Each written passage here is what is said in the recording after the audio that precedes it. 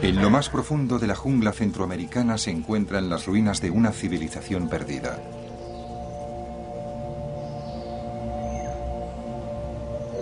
Durante siglos, los exploradores han intentado desentrañar su significado.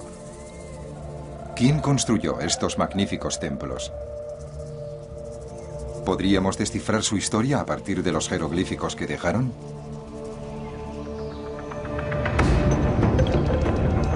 Los arqueólogos han descubierto muchos de los secretos de los antiguos mayas. ¡Qué bonito! Sus reyes, sus ciudades, su apogeo y su caída. Sin embargo, nos falta la mitad de las piezas del puzzle. No sabemos cómo empezó todo. Hasta hace poco, a los primeros años de la historia maya se les ha hecho caso omiso. Formaban parte del preclásico, una era primitiva, casi un mito, previa a su gran época de esplendor. Ahora, una nueva generación le está dando vueltas a esta idea en su cabeza. Han encontrado en el corazón de Guatemala una cultura maya que floreció 1000 años antes del mundo maya hasta ahora conocido.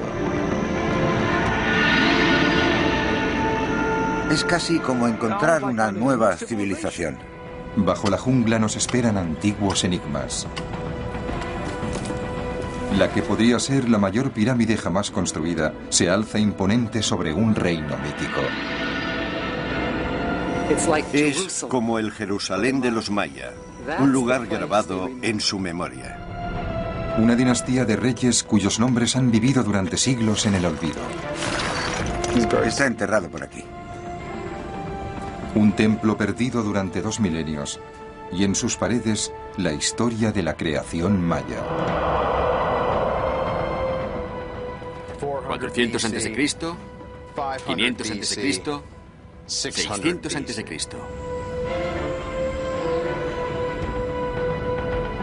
Esta es la última frontera del conocimiento sobre los antiguos mayas.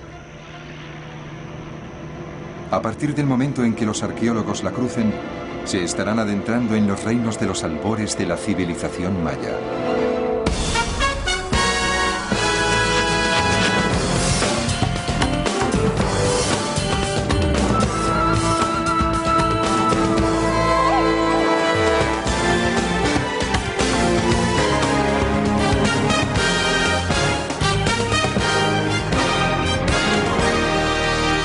El amanecer de los mayas.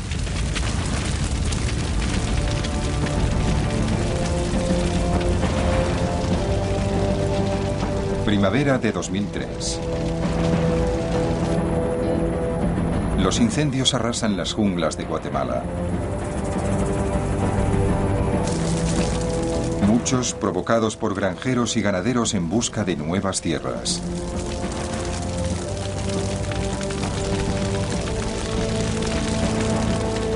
Una foto de satélite muestra el alcance de la devastación. Casi 40.000 hectáreas de selva tropical en llamas. No dábamos crédito, nos quedábamos boquiabiertos ante la magnitud del incendio y la destrucción que estaba dejando a su paso.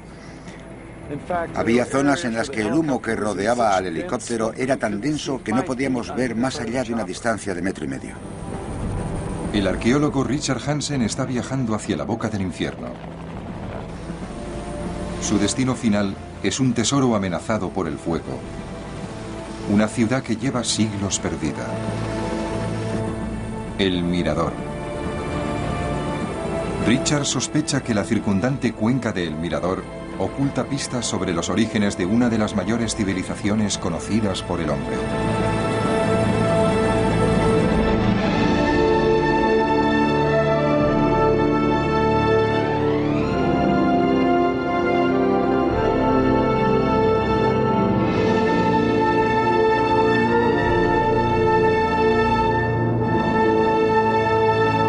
Artífices de majestuosas ciudades como Tikal y Palenque, los mayas se encontraban entre los mejores arquitectos del hemisferio occidental.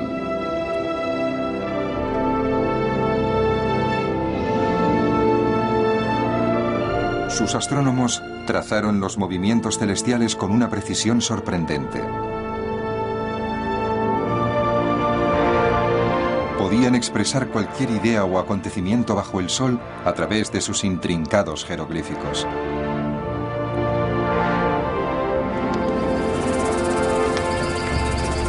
Aquellos despiadados guerreros libraron sangrientas guerras de conquista, mientras su civilización iba ganando terreno en México y en Centroamérica.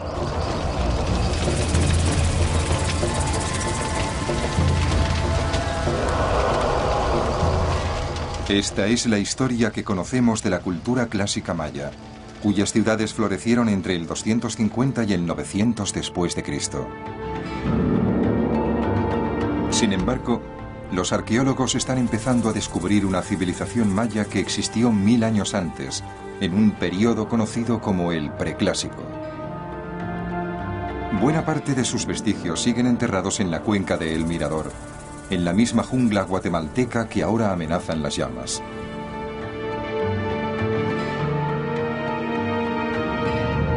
En la ciudad perdida de El Mirador, Richard Hansen, subvencionado por National Geographic, lleva más de 20 años intentando resolver el enigma de los primeros mayas. Bueno, este es el tercer nivel de la gran pirámide de la Danta en El Mirador, la mayor de este lugar arqueológico. El complejo de la Danta ocupa una extensión de casi 800 metros de largo sobre plataformas bajo nuestros pies. Probablemente se trate de la pirámide más grande del mundo. Se construyó varios siglos antes de Jesucristo en una era considerada primitiva. Aunque si los primeros mayas eran tan poco sofisticados, ¿cómo pudieron construir una estructura que nada tiene que envidiar a las pirámides de Egipto? La persona encargada de esta construcción no fue un simple jefecillo que vivía en una cabaña de paja. Fue un rey del orden de Rameses o de Kéope. Una de las pirámides pequeñas de esta ciudad perdida ha cautivado la imaginación de Richard. ¿Es posible que los magníficos grabados en la estructura 34 fuesen la inscripción de un sepulcro real? Esta es una zarpa de jaguar con una orejera en medio. ¿Veis la orejera aquí? Vemos claramente 3 uñas que salen de unas cutículas muy realistas. Aquí vemos otra de las uñas del jaguar y ahí está la tercera.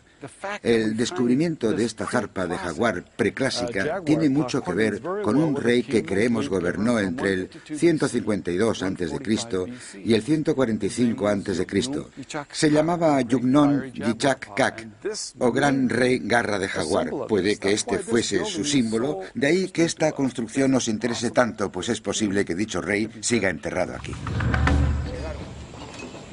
Para demostrar su teoría, Richard ha traído lo último en radares de penetración subterránea. El especialista John Liu tiende los cables que transmitirán corriente eléctrica a través del suelo. Al medir la resistencia, el sistema trazará una sección del interior de la pirámide. ¿Nos mostrará una cámara?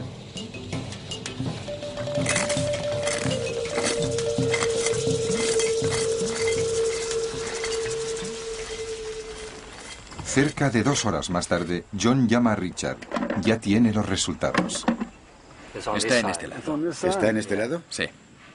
¿A 11 metros de profundidad en este lado? Sí, a unos 10, 11 metros de profundidad. Qué fuerte, qué gran noticia. ¿Seguro que está aquí? Sí, al menos eso parece por la forma. El radar ha mostrado una cavidad de 8 por 2 metros. El tamaño perfecto para un espléndido sepulcro. Es una cámara. Richard podría encontrarse tras la pista de un hallazgo espectacular. Qué emocionante.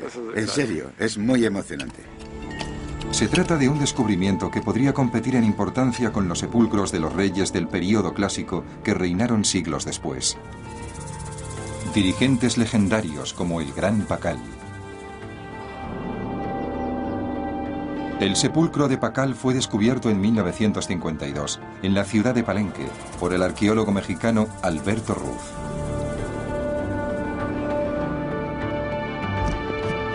En la actualidad, el arqueólogo David Freidel sigue desentrañando el significado de aquel hallazgo. A finales de la década de los 40, Alberto Ruz encontró una escalera sembrada de cascotes que descendía hacia el interior de este extraordinario templo.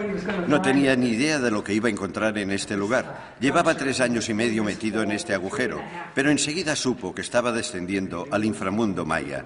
Al final de aquel viaje, hizo el hallazgo más increíble realizado hasta la fecha por un arqueólogo relacionado con el mundo maya.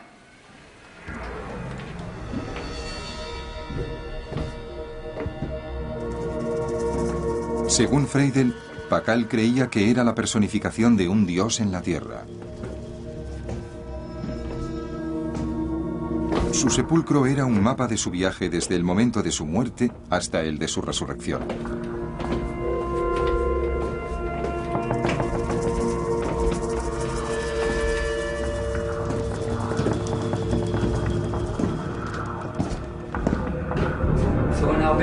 Cuando Alberto Ruz llegó al final de esta escalera subterránea, se encontró con una caja de piedra aquí que tuvo que retirar. Al apartarla, descubrió los huesos de varios jóvenes que habían sido sacrificados.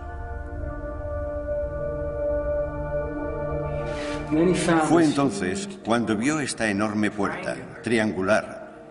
La empujó y miró en el interior de la cámara. Lo que vio fue realmente fantástico. Una cámara funeraria con un enorme sarcófago en su interior. La cámara estaba llena de estalactitas que se habían formado después de siglos al haberse filtrado el agua por el techo de la misma. Aquel lugar era como una cueva sagrada.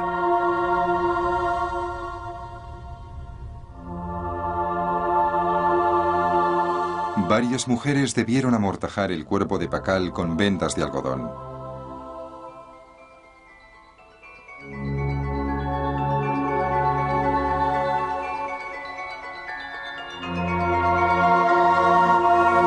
Después cerraron sus puños sobre varios adornos de jade, piedra que simboliza la vida.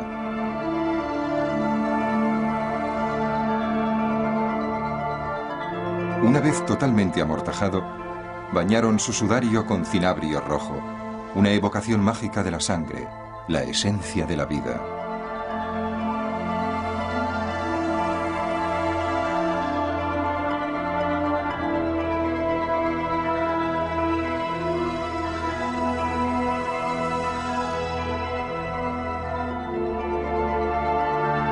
Una máscara de jade se convertiría en el rostro de Pakal para la eternidad.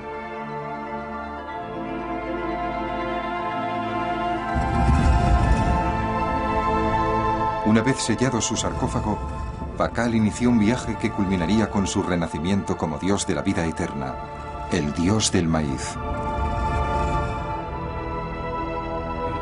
En la lápida del sarcófago aparece grabada la imagen de Pakal, pero no como anciano, sino como un apuesto y joven señor. Aparece sentado en el interior de un cuenco para sacrificios al pie de un árbol. Este árbol, en forma de cruz, es conocido como Huacachán, o el árbol del mundo.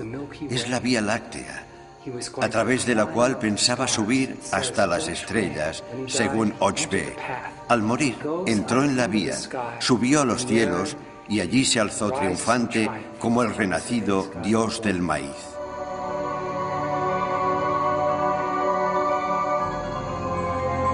El viaje de Pakal a los cielos le devolvería con el tiempo a los orígenes del mundo maya, donde se fundiría con los dioses que lo crearon.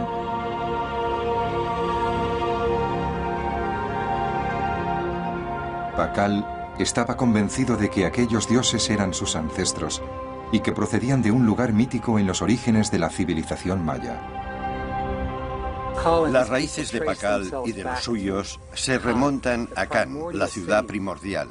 Kan era la ciudad donde había nacido el dios del maíz, el lugar donde había ocurrido todo, una especie de Jerusalén maya, un sitio que todos recordaban, su particular Camelot, la ciudad original en los albores de los orígenes maya. Como Camelot, este lugar era un sueño poderoso. retumbaría en la cultura maya durante siglos. ¿Pero realmente pensaban en un lugar de verdad? Es una pregunta controvertida, pero Freidel cree que sí, pensaban en la cuenca de El Mirador y en el gigante durmiente de su centro, El Mirador.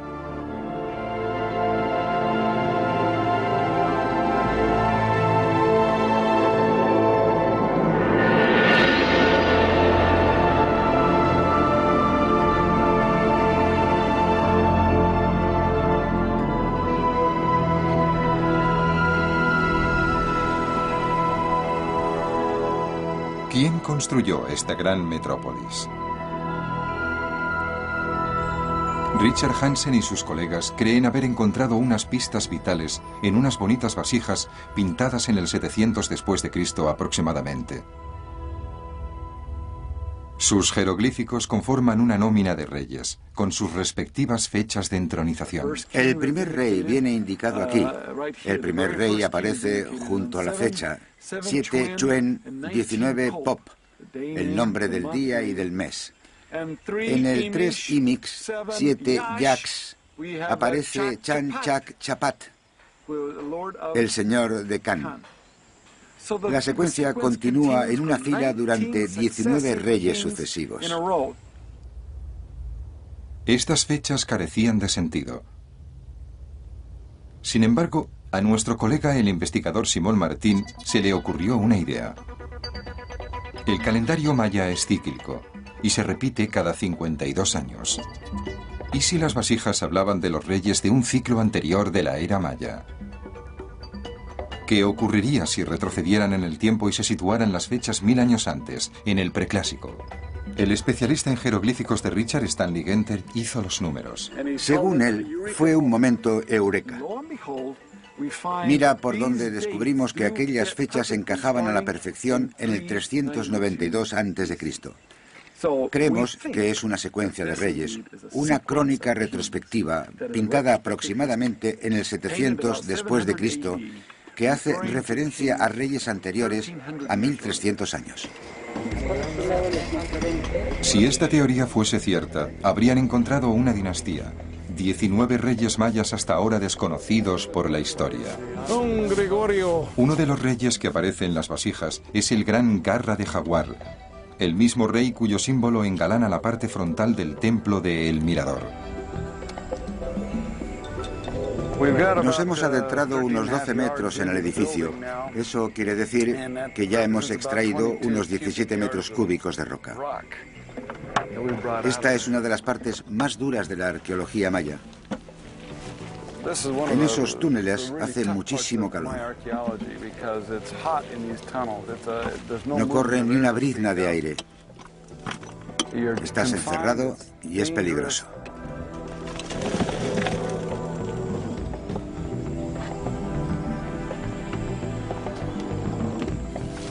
Richard todavía tardará semanas en llegar hasta el punto donde el radar ha detectado una cavidad. Sin embargo, realizará fascinantes descubrimientos por el camino. Por ejemplo, aquí hay la huella de una mano. La mano izquierda de una persona que se apoyó aquí al poner la piedra y el barro. Cuando coloco mi mano encima de esta huella, es como si se evaporasen 2200 años de golpe.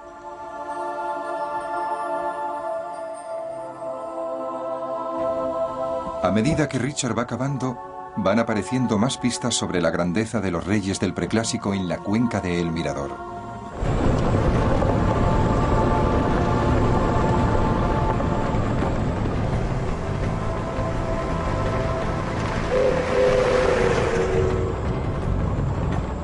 El arqueólogo guatemalteco Francisco Estrada Belli se dirige hacia otro sitio arqueológico del preclásico. Las lluvias han comenzado y las carreteras están prácticamente intransitables. Pero el esfuerzo ha valido la pena. Gracias a la financiación de National Geographic, Francisco ha hecho un gran hallazgo en otra ciudad olvidada del preclásico, Cibal. En este caso, no se trata solo de una gran ciudad como la del Mirador, sino de una red de ciudades en la tierra baja maya que existió en el preclásico. Cuando Francisco descubrió el templo principal de Cibal, vio que los saqueadores habían horadado la parte posterior de la pirámide. Habían dejado un pequeño agujero cerca de la cima. Cuando llegué vi este agujero en lo que parecía la parte delantera de la pirámide. Metí la mano y al palpar me di cuenta de que la superficie no era plana. Había un desnivel en la escayola.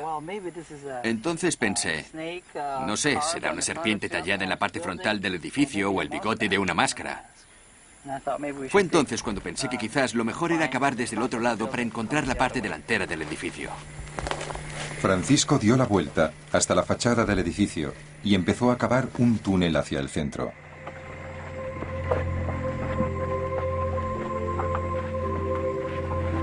La zanja que habían hecho los bandidos estaba tocando esta pared. Y este es el desnivel que notaba. Ya sin verlo me pareció algo ornamental. Pero jamás imaginé que descubriría algo tan maravilloso.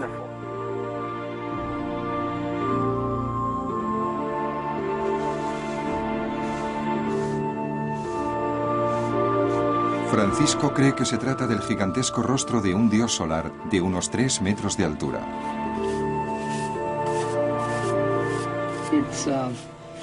Es como si lo hubiesen hecho ayer. Me parece increíble pensar que estamos tocando y mirando algo que otra gente miraba y tocaba hace más de 2000 años. Puede que 2 máscaras como esta flanqueasen la escalera de acceso al templo. Francisco cree que eran el telón de fondo de elaborados rituales en los que el rey imitaba a los dioses de la creación.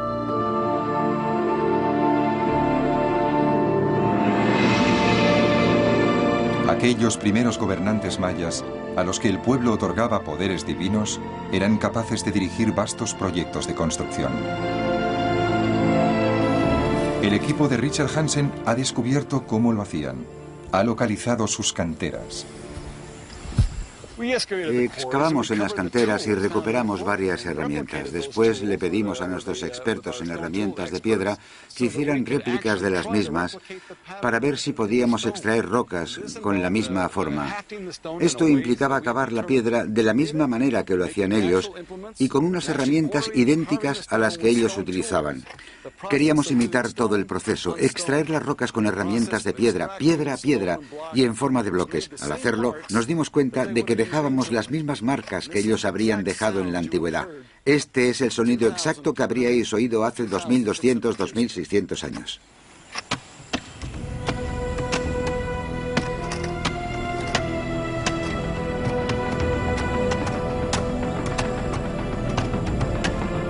Miles de hombres trabajaban durante jornadas agotadoras en canteras como esta, cortando y transportando piedras que pesaban hasta 450 kilos.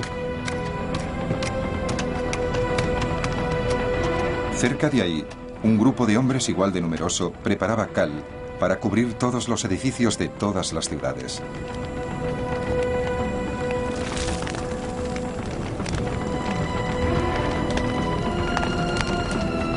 Estas eran construcciones de proporciones épicas. Los resultados eran abrumadores. Una vasta metrópolis roja y blanca brillando bajo el sol de la jungla.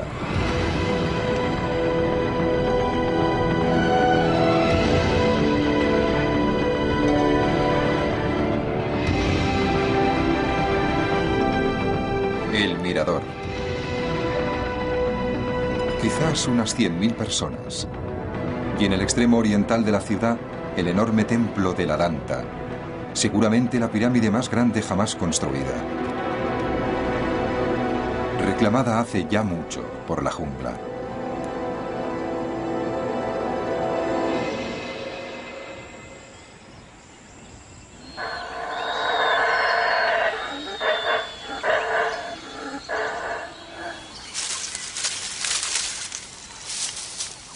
Como todas las selvas tropicales, la cuenca del Mirador es rica en fauna, pero su suelo es pobre.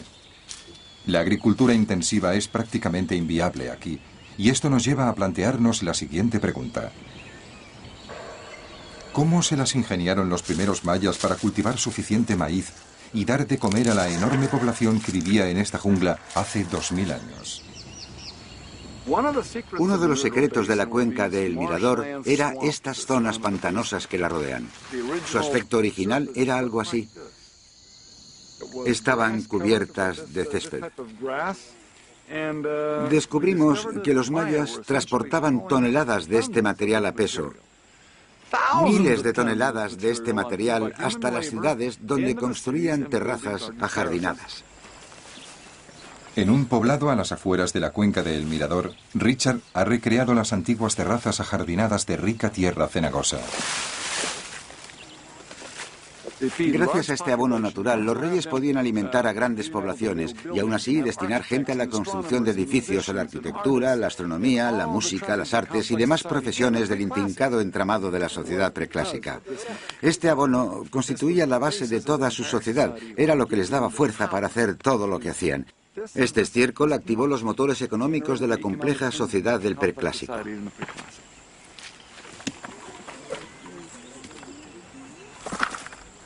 Ahora ya sabemos cómo vivían, pero las piedras y la tierra no nos pueden decir lo que pensaban.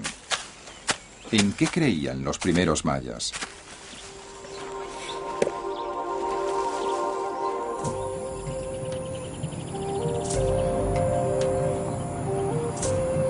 A unos 96 kilómetros de El Mirador, una caravana de camiones avanza serpenteante a través de la jungla.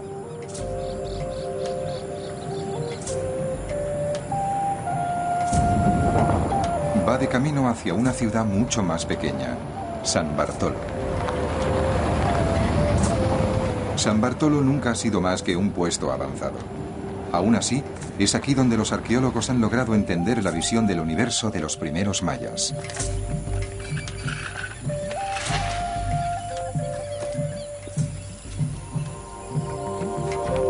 Este era un complejo de élite, donde vivían los nobles de la zona y desde donde controlaban todos los tejemanejes.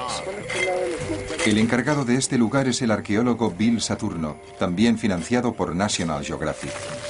Fue él quien encontró las extraordinarias ruinas de San Bartolo, tras una expedición agotadora a través de la jungla. Bill no tardaría en descubrir que no había sido el primero en llegar a la zona. Cuando llegamos a San Bartolo, vimos claramente que los profanadores de tumbas habían pasado en la zona largas temporadas. De los 100 túmulos que hay en ella, aproximadamente, todos habían sido perforados al menos en una ocasión.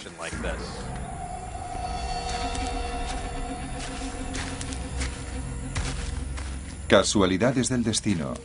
Fue precisamente una de estas zanjas la que llevó a Bill a realizar su gran descubrimiento. Yo llegué aquí por la tarde, después de todo un día caminando sin nada que beber. Estaba cansado, acalorado y frustrado. Así que me metí en uno de estos túneles para protegerme del sol y me senté a la sombra. Me senté encima de un montículo de tierra y enfoqué la linterna hacia la pared.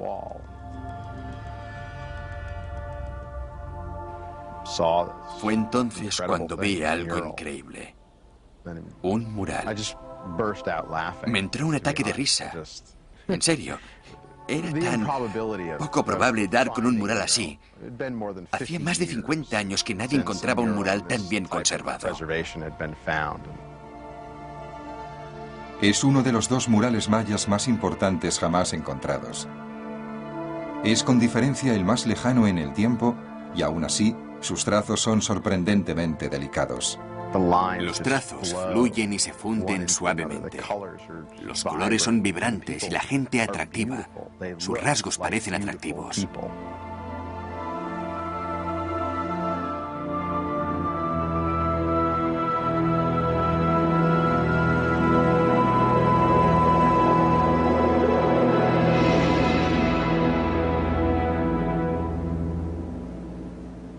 Bill invitó al artista Heather Hurst para que le ayudase a descifrar el significado del mural haciendo una reproducción exacta.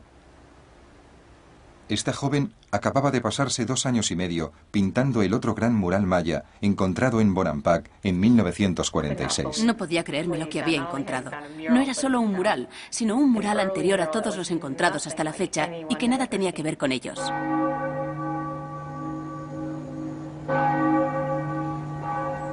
El laboratorio de Bill está en la antigua ciudad colonial de Antigua, en los altiplanos guatemaltecos. Además de a Heather, también ha reunido a dos de los mayores expertos en simbología maya, Carl Taube y David Stewart.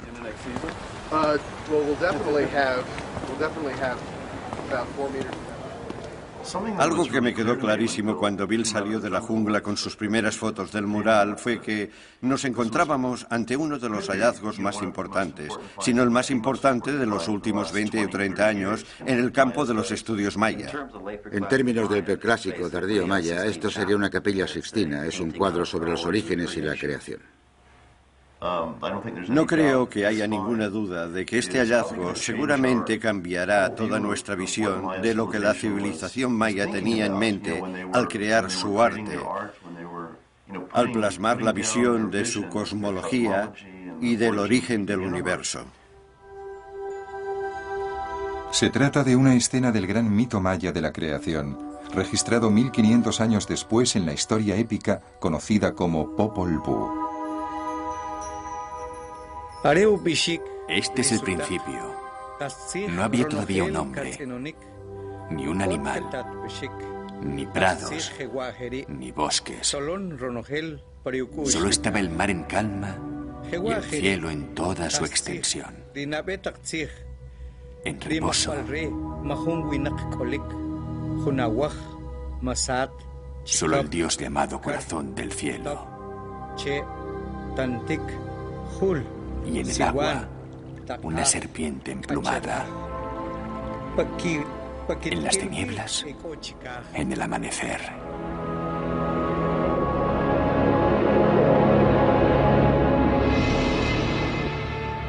Este mito cuenta la historia del dios del maíz, la deidad central del cosmos maya, responsable del maíz del que depende toda la vida.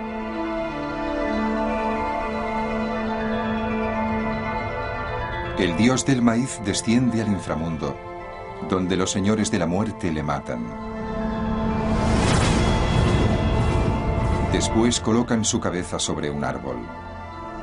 Años más tarde, sus hijos, los héroes gemelos, vuelven a vengarle y derrotan a los señores de la muerte. Resucitado por arte de magia, el dios del maíz regresa a la superficie de la tierra. Mientras él asciende, amanece el primer día del nuevo mundo.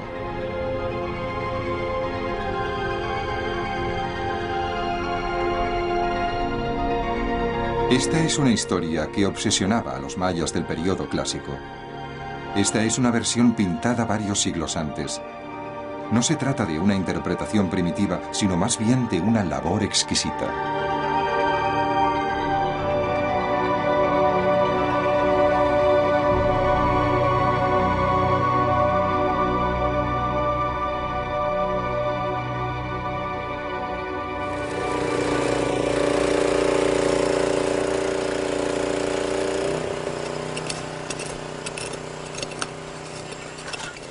Este es el piso el piso original. En el mirador, Richard Hansen y su equipo llevan cerca de un mes de excavaciones. Muy bien. ¡Híjole! Ahí la tengo.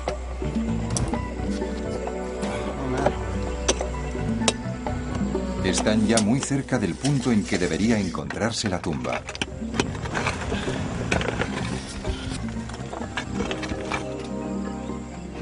Está enterrado por aquí.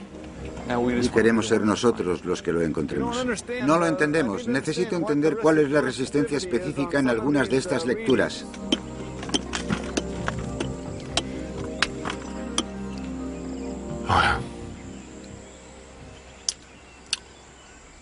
No pensamos rendirnos. Vamos a seguir intentándolo.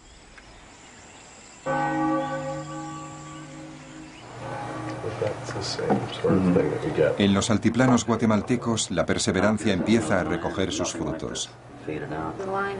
Están estudiando un detalle inesperado del mural de San Bartolo.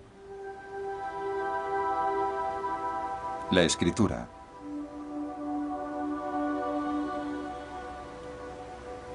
Uno de los primeros jeroglíficos encontrados del preclásico.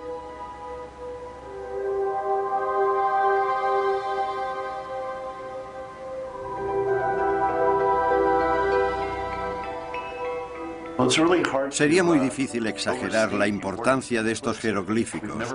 Nunca habíamos encontrado pinturas murales con jeroglíficos como estos. Son auténticas filigranas. Podemos decir que aquí hay caligrafía y que aquí hay arte. Es la primera vez que nos encontramos con algo así. Si David Stuart lograse leer estos textos, los mayas del preclásico podrían recuperar su voz. David, posiblemente el mejor epigrafista de su generación, sabe qué maravillas pueden descubrirse al descifrar una escritura desconocida. Pero también sabe que se puede tardar décadas, incluso siglos, en encontrar sentido a unos símbolos encriptados. Y es que la escritura maya es una historia épica que comenzó en México en 1549.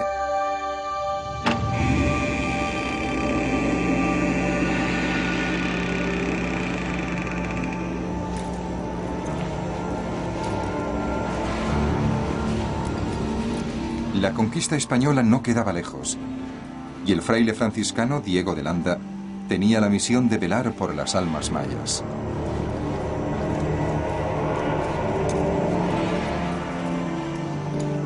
Landa luchó durante años por convertir a los mayas al cristianismo y alejarles de lo que para él eran prácticas satánicas, como la adoración de ídolos y los sacrificios humanos. Hay que entender los sacrificios humanos de los mayas dentro de su propio marco cultural. Para ellos, la sangre era necesaria para la continuidad de los ciclos agrícolas.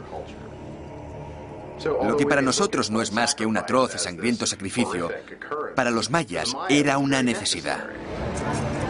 La llegada del cristianismo no debilitó la devoción maya por los sacrificios humanos, más bien la reforzó. De repente aparece en sus vidas el Dios cristiano, y con él nuevas imágenes de sacrificios humanos. Jesucristo en la cruz. No ven imágenes de Cristos pacíficos, sino imágenes de Cristos sangrientos, apaleados y maltrechos. Los mayas enseguida se identificaron con estas imágenes religiosas. Para ellos, el sacrificio del Hijo de Dios era una imagen muy poderosa, y por ello, empezaron a hacer cosas muy parecidas.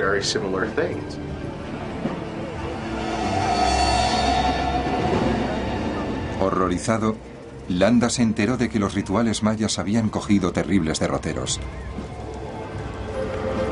Ahora incluían la crucifixión de niños.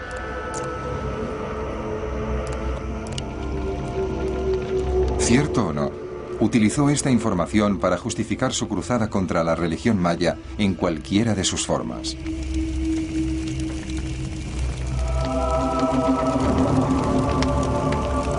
Ordenó quemar todos sus textos sagrados.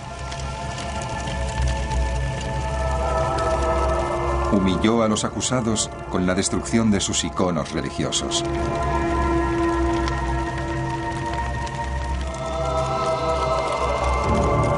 Un número incalculable de manuscritos, el corazón de la cultura maya, se perdió durante la conquista. En poco tiempo se perdió toda la información relacionada con sus jeroglíficos.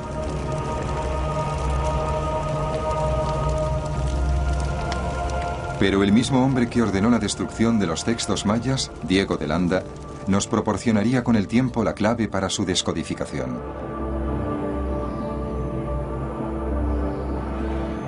Aunque estaba erradicando la religión maya, Landa luchaba por entenderla.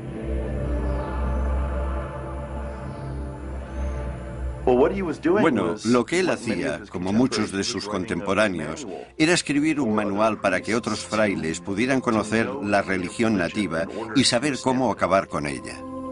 Un día, Landa le pidió a un escriba que pusiese por escrito el alfabeto maya, su alfabeto de jeroglíficos.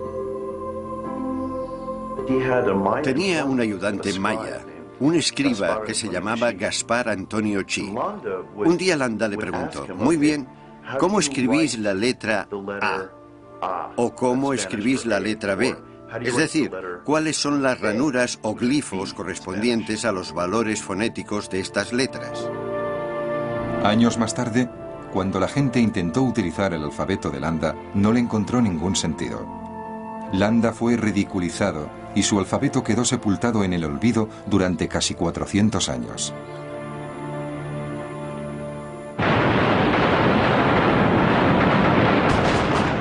Primavera de 1945.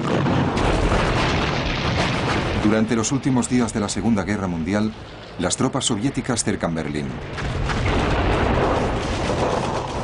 Muchos de sus edificios están en llamas. Un joven soldado ruso, Yuri Konorosov, entra corriendo en la Biblioteca Nacional y sale con un volumen de textos mayas.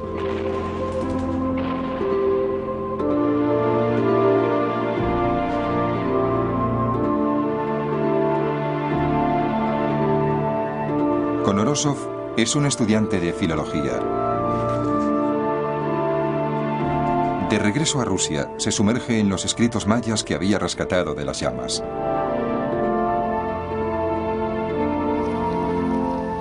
Oye hablar del olvidado alfabeto de Landa y decide que ahí podría encontrarse la clave. Durante años, Konorosov estudia el documento. Hasta que un buen día, sin haber visto jamás una ruina maya, le encuentra sentido al alfabeto de Landa. Por fin había descifrado el código maya.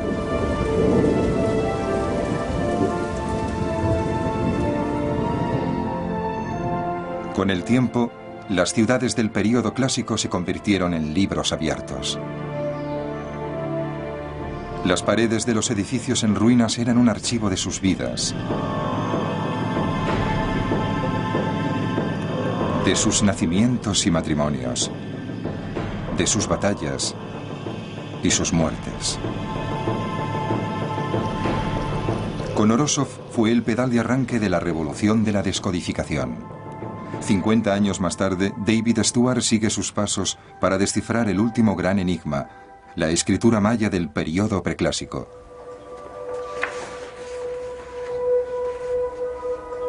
Los intrincados glifos del mural desafían su desciframiento. Realmente no os puedo decir qué es lo que esto quiere decir. Hay elementos que no he visto jamás. Estos glifos son diferentes. Hay algo en ellos que no me cuadra. Puede que sigan un sistema distinto previo a la estandarización posterior. Lo que parecía una derrota termina siendo una revelación. David cree que está mirando una foto de los albores de la escritura maya antes de que ésta adoptase una forma fija.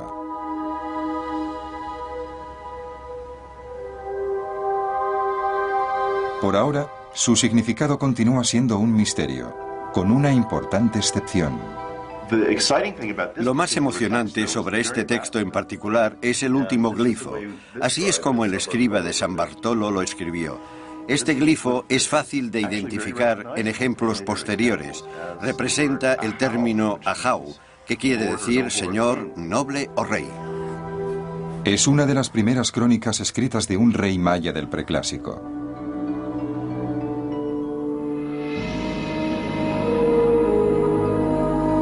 Pero ¿dónde están sus tumbas?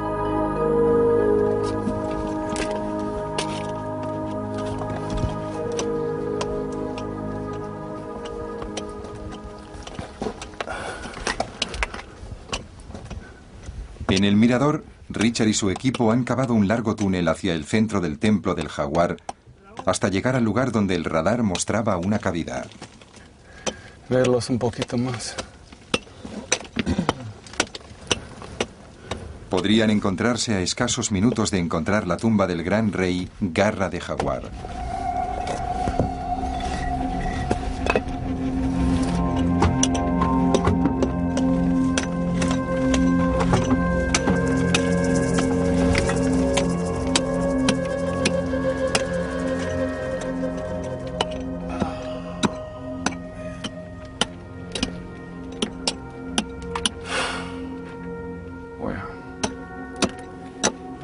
Hemos roto la pared de la celda.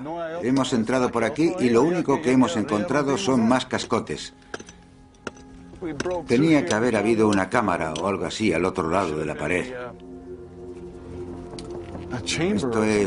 Esto es un revés. Debió de haber habido algo aquí. El hecho de que no esté aquí es una señal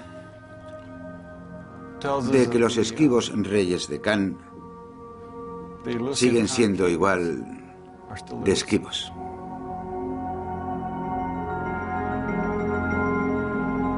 ¿Querrá esto decir que la misteriosa dinastía de reyes perdidos de la que habla Richard no es más que un mito? Richard está convencido de que existió y no piensa rendirse tan fácilmente. Se prepara para excavar en otro templo la temporada que viene. A lo mejor uno de nuestros reyes mayas está aquí dentro.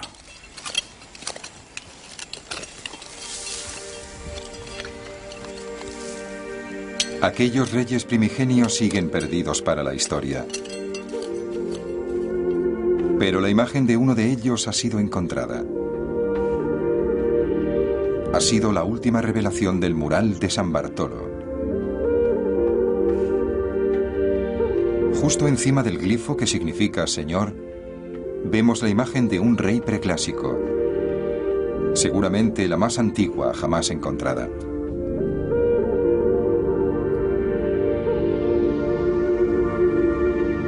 Parece una escena del momento de su coronación.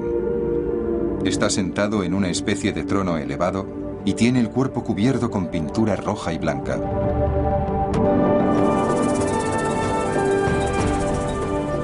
Parece una ceremonia espectacularmente orquestada.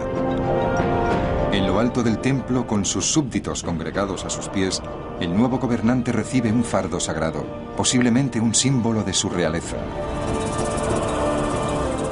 Bajo su trono, los sacrificios humanos recuerdan la muerte y el renacimiento del dios del maíz.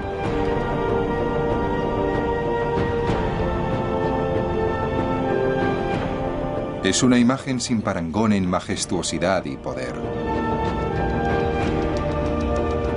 Quizás fueron estos aires de grandeza los que le llevaron a la perdición.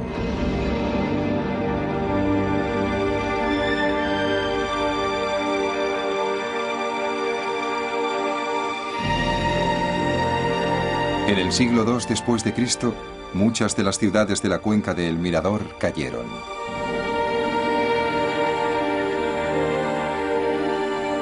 Richard Hansen cree conocer una de las causas.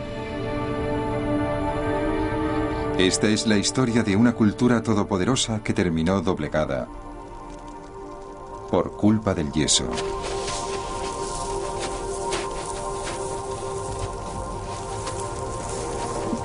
¿Qué les costaba dar a cada edificio, a cada templo, una gruesa capa de enlucido?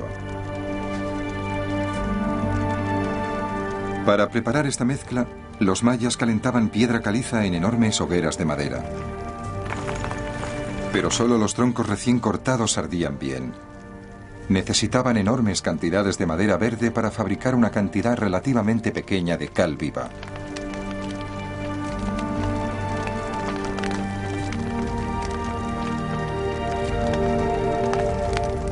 Según los cálculos del equipo de Richard, los mayas tenían que quemar cerca de 400 hectáreas de selva para enlucir un edificio grande.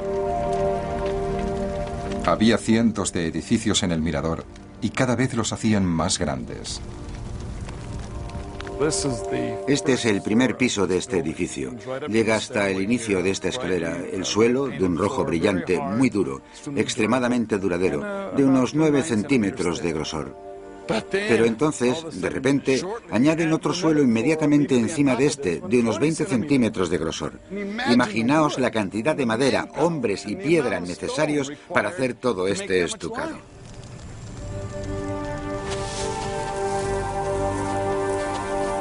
Mientras la élite maya exigía ciudades cada vez más majestuosas, la industria de la cal contribuía a deforestar la cuenca de El Mirador, saturando los pantanos de los que dependían.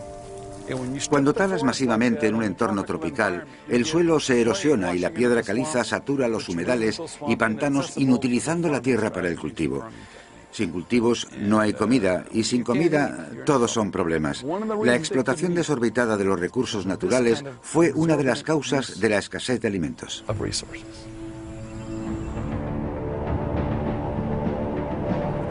Al final, los mayas de la cuenca de El Mirador cavaron su propia tumba al destruir la selva tropical que les daba de comer.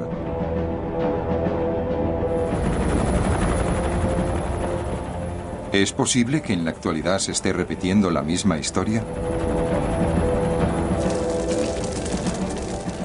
La cuna de la civilización maya vuelve a estar en peligro, esta vez por culpa de la explotación forestal, de los intereses petrolíferos y de los intereses de granjeros y ganaderos. ¿Durante cuánto tiempo logrará sobrevivir?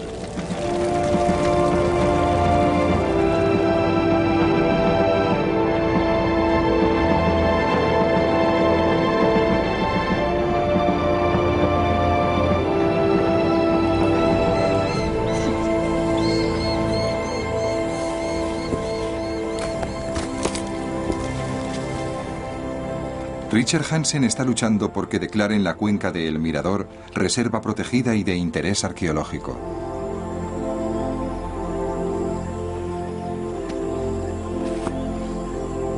Si lo logra, la jungla que engulló a las primeras ciudades mayas hace 2000 años seguirá protegiendo sus restos de por vida.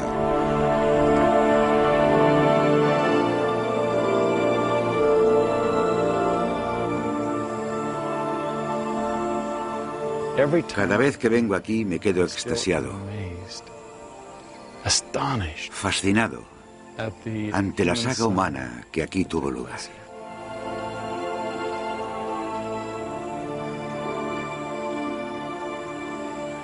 Hay momentos en los que los 2000 o 3000 años que han pasado se evaporan y puedes verlos. Los sientes. Aquí hay muchos fantasmas.